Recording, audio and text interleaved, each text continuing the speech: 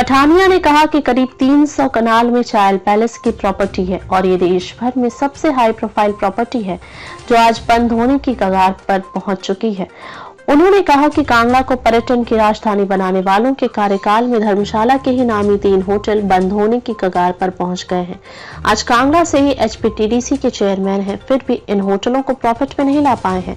राकेश पठानिया ने कहा कि हमारे कार्यकाल के दौरान भी एचपीटीडीसी की प्रॉपर्टी को लीज आउट करने का प्रस्ताव आया और सदन में लाया गया था। प्रस्ताव मैंने खुद सदन में खड़े होकर इसका विरोध किया था। तत्कालीन मुख्यमंत्री जयराम ठाकुर ने भी इसका समर्थन किया था। आज अगर एचपीटीडीसी के होटल सेल होने वाले हैं तो क्या बाकी की निगम प्रॉपर्टी भी सेल हो जाएंगी जो घाटे में चल रही हैं? आज एचआरटीसी घाटे में है, बिजली बोर्ड घाटे में चल रही है, तो क्या इनको भी बेचोगे? पठानिया ने कहा कि सरकार इन मामलों को डिफेंड करने की बात कह रही है। जब कोर्ट में मामला लगा था तो डिफेंड क्यों नहीं कर पाई सरकार?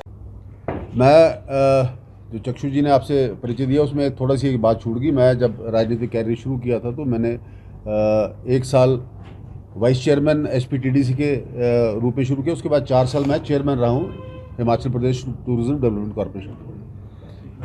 और उन 5 साल में जो मुझे टीडीसी का मुझे ऐसा लगता है कि जैसे मैं अपना एक परिवार है और मैं अपने परिवार के ही इस एक होटल में बैठा हूँ जो अब नीलाम होने वाला। और हमने 5 साल में भारतीय जनता पार्टी सरकार में 14 नई प्रॉपर्टीज को ऐड किया। और हमें मुझे याद है हम पूसा से विशेष जो है टीम्स को बुलाते थे, ट्रेनिंग देते थे अपने वेटर्स को, अपने मैनेजर्स को, अपने फ्रंटल स्टाफ को। हम कैलकाटा में जाते थे, हम मुंबई में जाते थे, हम अहमदाबाद में जाते थे, हम टीटीएफ्स को ऑर्गेनाइज कर टूरिज्म ट्रेड फेयर्स में जाते थे। और हिमाचल की मार्केटिंग के लिए हम टूरिज्म के लिए बहुत ज़्यादा काम करते हैं। फिल्म सिटीज़ में हम गोवा तक गए हैं, बॉम्बे तक गए हैं। और यहाँ पे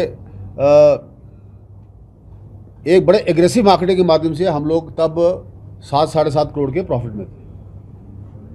अब हमारी फ्लैगशिप्स जैसे चैल होटल, चैल पैलेस है, जो भी इस लिस्ट में आया है, जो हाई कोर्ट के आदेश है, with all due regards and respect to the high court. Chail palace एक ऐसा प्रॉपर्टी है जो कम से कम 300 कनाल में स्थित। और अगर आप उसके अंदर ट्रेडिशनल सूट्स देखोगे तो जितना बड़ा आपका घर होगा उतना बड़ा तो उसका बाथरूम है महारानी सूट का या महाराजा सूट का। वो heritage properties I think India के नंबर 1 है। और हम भले ज़माने में वहाँ से 4, 4.5, 5 करोड़ रुपया प्रॉफिट हर साल लेते थे, सारे खर्चे निकाल। आज वो फॉर सेल आ गया। चलिए हमने मान लिया एक ट्रेंड आ गया, एक ट्रेंड आ गया, एक यार्डस्टिक तय हो गई कि अब जो कॉरपोरेशन घाटे में है क्योंकि एक किसी एम्प्लॉय ने वहाँ पे फाइल किया कि मुझे एरियर्स नहीं मिल रहे, मुझे वो नहीं मिल रहा। और with all due regards and respect to the high court आदेश हुए हैं कि ये प्रॉपर्टीज बेचें, जाके उनकी ड्यूज पे की जाए। मैं थोड़े से कॉरपोरेशन की लिस्ट आपके सामने पढ़ना चाहूँगा। उसके बाद अगला हिमाचल प्रदेश का और सुखू सरकार का क्या होने वाला उसके बारे में आपके साथ डिस्कस करने वाला हूँ। अब हमारे पास जो कॉरपोरेशन है हिमाचल प्रदेश के अंदर, उसके अंदर रोड ट्रांसपोर्ट कॉर्पोरेशन जो है इस वक्त 1996 करोड़ के लॉस में चल रहा है। हिमाचल प्रदेश का बिजली बोर्ड 1883 करोड़ के लॉस में चल रहा है। हिमाचल प्रदेश पावर कॉर्पोरेशन जो है इस वक्त 6890 करोड़ के लॉस में चल रहा है। हिमाचल ट्रांसमिशन पावर कॉर्पोरेशन जो है इस वक्त जो है वो लगभग 183 करोड़ के लॉस में चल रहा है। और Himachal tourism and development corporation इस वक्त जो है 12,663 करोड़ के प्रॉफिट में जा रहा है, जो हम किसी ज़माने में प्रॉफिट में छोड़ के आए थे। स्टेट फॉरेस्ट कॉर्पोरेशन इस वक्त 98 लाख के नुकसान में, जब मैं मंत्री था तो इसको मैं 7 करोड़ रुपया प्रॉफिट पे लेके आया था। और लास्ट दिवाली पे मैंने सारे कॉर्पोरेशन के एम्प्लॉयज़ को जो है बोनस, दिवाली पे बोनस सैलरी दी थी। हम लोग हमारा कॉर्पोरेशन प्रॉफिट में था तभी हमने उनको वो दिया था। अब बात आती है धर्मशाला की। धर्मशाला जिसको सुखू सरकार कहती है कि ये एक टूरिज्म का डेस्टिनेशन और हिमाचल सरकार का जो है सबसे ज़्यादा फोकस जो है धर्मशाला पर रहने वाला। और धर्मशाला जो है वो टूरिज्म का जो है वो एक कैपिटल होगा और हिमाचल को टूरिज्म को लीड करेगा। जहाँ बैठे ये फॉर सेल, सबसे प्यारी property Dhauladhar for sale. Himachal Pradesh की सबसे बढ़िया प्रॉपर्टी होटल भागसू, मैक्लोडगंज जैसे कंजेस्टेड एरिया में जिसके पास 500-700 गाड़ी लगाने की पार्किंग है वो फॉर सेल। आपका कश्मीर हाउस फॉर सेल। और आपने कहा कि हम 1 लाख नौकरी देंगे आपको पहले साल में। और टूरिज्म कॉर्पोरेशन से बड़ी जगह क्या हो सकती है नौकरी देने के लिए? जिस कॉरपोरेशन को आप बढ़ा के एक, अगर आप टूरिज्म के और ऊपर से चेयरमैन यहाँ से टूरिज्म के हैं, अभी वो कह रहे थे कि हमारे पास 1963 करोड़ का एडीबी का जो फाइनेंशियल पैकेज टूरिज्म को प्रमोट करने के लिए आया है, हमने ही उसको लेकर आए थे, हमारी सरकार लेकर आई, जयराम ठाकुर की सरकार उसको लेकर आई। अब नज़ारे आपके पास अब आया है, तो सबसे पहले क्या आप चेयरमैन हैं, कांगड़ा से हैं, क्या आप एचपीटीडीसी को बेल आउट नहीं कर सकते थे? वहाँ से 100 करोड़ रुपया एचपीटीडीसी के खाते में डाल के क्या एचपीटीडीसी को आप प्रमोट नहीं कर सकते थे? आप बोल रहे हैं कि हम ये फुहारे लगाएंगे, म्यूजिकल फाउंटेन लगाएंगे, ये करेंगे, वो करेंगे। 2 साल में किया क्या आपने जी? 2 साल में हमारा टूरिज्म की 18 प्राइम प्रॉपर्टीज फॉर सेल आ गई। आपको अभी तक इस्तीफा देने की शर्म नहीं आई? अगर इतनी सी नैतिकता भी होती तो अभी तक उनको इस्तीफा दे देना चाहिए। टूरिज्म कॉर्पोरेशन का मैं भी चेयरमैन रहा हूं, पर हमने कभी कैबिनेट मिनिस्टर नहीं लगाया अपने सामने। आप कैबिनेट स्टेटस लगा रहे हैं, आगे स्कॉट लगा रहे हैं, और प्रमोशन में आपने कुछ भी नहीं किया। आपके निजी होटल क्यों नहीं बंद हो रहे भाई? अभी जो डाटा मुझे यहाँ से डिस्ट्रिक्ट टूरिज्म ऑफिसर से मिला कि 83 नए होटल इस साल खुले हैं, 24 नए रेस्टोरेंट धर्मशाला में रजिस्टर हुए हैं। अगर प्राइवेट प्रॉपर्टीज 100% के प्लेन फोल्ड के साथ आगे बढ़ रही है, तो कॉर्पोरेशन के होटल बंद क्यों हो रहे हैं?